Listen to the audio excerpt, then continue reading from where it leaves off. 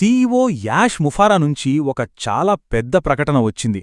ఇది ఊరికే ఒక చిన్న అప్డేట్ కాదు, ఏకంగా ఒక పూర్తి వ్యూహాత్మక మార్పన్నమాట. మరి ఈ విక్టరీ విత్ యాష్ అంటే అసలు ఏంటి? భవిష్యత్తుకు దీనివల్ల ఏం జరగబోతుంది? పదండి, మనం ఇప్పుడు దీన్ని విశ్లేషిద్దాం. ఇది కొనసాగింపు కాదు, ఇది ఒక మార్పు.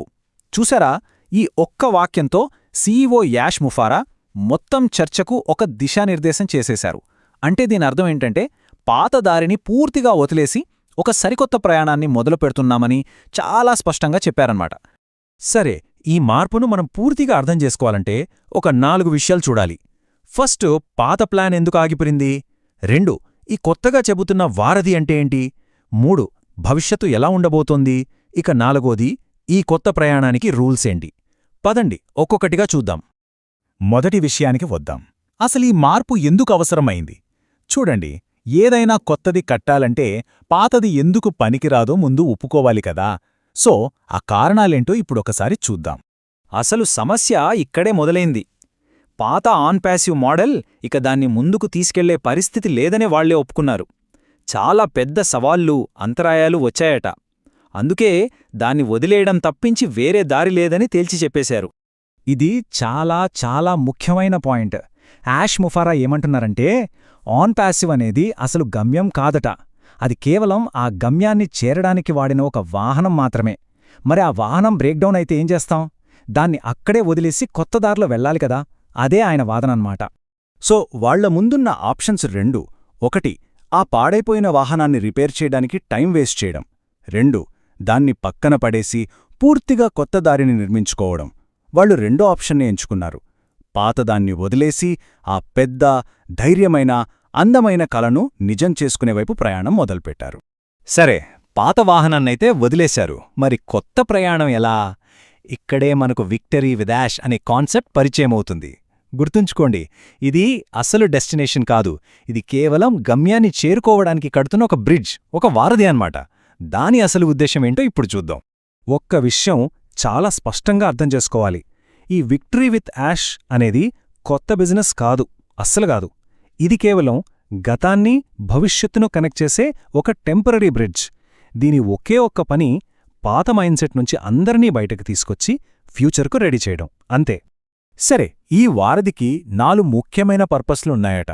ఫస్ట్ది, గతం నుంచి కంప్లీట్గా డిస్కనెక్ట్ అవ్వడం. 2, మైండ్సెట్ను మళ్లీ సరిచేయడం. 3, ఫ్యూచర్ గురించి అందరికీ ఒక క్లారిటీ ఇవ్వడం. ఇక ఫైనల్గా అసలు ప్రయాణానికి అందర్నీ ప్రిపేర్ చేయడం. ఈ బ్రిడ్జ్ మీద ప్రయాణించే మొదటి గ్రూప్కు ఒక స్పెషాలిటీ ఉంది. ఇక్కడ ఎలాంటి హైరార్కీ ఉండదట. అంటే సీనియర్, జూనియర్, స్పాన్సర్ ఇలాంటివి ఏమీ ఉండవు. ప్రతి ఒక్కరూ డైరెక్ట్గా అడ్మిన్తో కనెక్ట్ అయి ఉంటారు. ఇది ఒక ఫ్లాట్ స్ట్రక్చర్ అన్నమాట. బావుంది, ఈ బ్రిడ్జ్ అంతా బావుంది. కాని ఇది మనల్ని ఎక్కడికి తీసుకెళ్తుంది? ఈ మార్పు వెనక ఉన్న అసలు గోలేంటి? ఎంత టైం పట్టొచ్చు? వాళ్ళు అఫీషియల్గా ఇచ్చిన టైంలైన్ ఏంటో ఇప్పుడు ఒకసారి చూసేద్దాం. చూడండి, ప్రయాణం ఇప్పుడే మొదలైంది. అదే ఈ విక్టరీ విత్ యాష్. ఇక డెస్టినేషన్ వచ్చేసి 2026. అప్పుడే అసలు మెయిన్ బిజినెస్ లాంచ్ అవుతుందని వాళ్ళ అంచనా.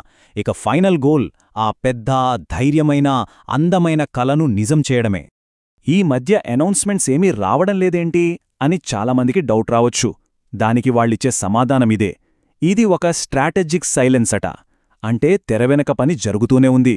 అనవసరంగా మాటలు చెప్పడం ఆపి పనిమీద కాన్సంట్రేట్ చేయడానికే ఈ సైలెన్స్ అని వాళ్ళు చెబుతున్నారు. వాళ్ళు చెప్పిన ఈ మాట చాలా పవర్ఫుల్. మేము ఇకపై కమింగ్ సూన్ అనే బోర్డులు పెట్టం. ఏదైనా సరే అది నిజంగా పూర్తయి రెడీగా యాక్షన్ తీసుకోవడానికి సిద్ధంగా ఉన్నప్పుడు మాత్రమే బయటికి చెబుతాం. అంటే ఇకపై మాటలు కాదు, చేతలే చూపిస్తామని అర్థం. సరే, ఇక ఆఖరి విషయానికి వద్దాం. ఈ కొత్త ప్రయాణానికి ఫౌండేషన్ ఎలా వేస్తున్నారు? అంటే టెక్నాలజీ పరంగా, రూల్స్ పరంగా ఏ మార్పులు రాబోతున్నాయో చూద్దాం. ఈ కొత్త సిస్టమ్ కోసం టెక్నాలజీ వైపు 3 కీలకమైన అప్గ్రేడ్స్ చేస్తున్నారు. 1, వెరిఫికేషన్ కోసం వాళ్ల సొంత ఏఐ కేవైసీ సిస్టమ్. దీనివల్ల స్పీడ్, స్టేబిలిటీ పెరుగుతాయి. 2, సర్కిల్ సైజ్ లిమిట్స్ తీసేస్తున్నారు. అంటే గ్రోత్కి ఎలాంటి అడ్డంకులో ఉండవు. ఇక 3ది, ఫ్యూచర్లో ఎంత పెద్ద స్కేల్కి వెళ్ళినా సరే సిస్టమ్ తట్టుకునేలా డిజైన్ చేస్తున్నారు. అలాగే కొన్ని కొత్త రూల్స్ కూడా వస్తున్నాయి.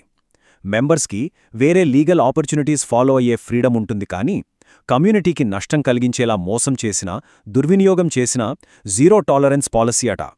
రూల్స్ బ్రేక్ చేస్తే వాళ్ల అకౌంట్ను పర్మనెంట్గా తీసేసే రైట్స్ అడ్మిన్కు ఉంటాయని చాలా స్ట్రిక్ట్గా చెప్పారు. సో మనం గుర్తుంచుకోవాల్సిన విషయం ఒక్కటే, ఇది కేవలం పేరు మార్చడం కాదు, ఇది ఒక కొత్త స్ట్రక్చర్, ఒక కొత్త మైండ్ సెట్, ఒక కొత్త డైరెక్షన్. మరి ఈ అవకాశం ఎవరికంటే ఇది ఎక్స్క్లూజివ్గా పాత ఆన్ ప్యాసివ్ నెట్వర్క్లో ఉన్నవాళ్లకి మాత్రమే. అయితే మొత్తం మీద చూస్తే మన ముందు ఒక పెద్ద ప్రశ్న మిగులుతుంది. గతమనేది ఒక బ్రోకెన్ వెహికల్ అని ఒప్పుకున్నారు, భవిష్యత్తులో ఒక పెద్ద కల ఉందని ప్రామిస్ చేశారు. మరి ఈ రెండింటి మధ్య కడుతున్న ఈ బ్రిడ్జ్, ఈ వారధి చివరికి మనల్ని ఎక్కడికి చేర్చబోతోంది? ఆలోచించాల్సిన విషయమే.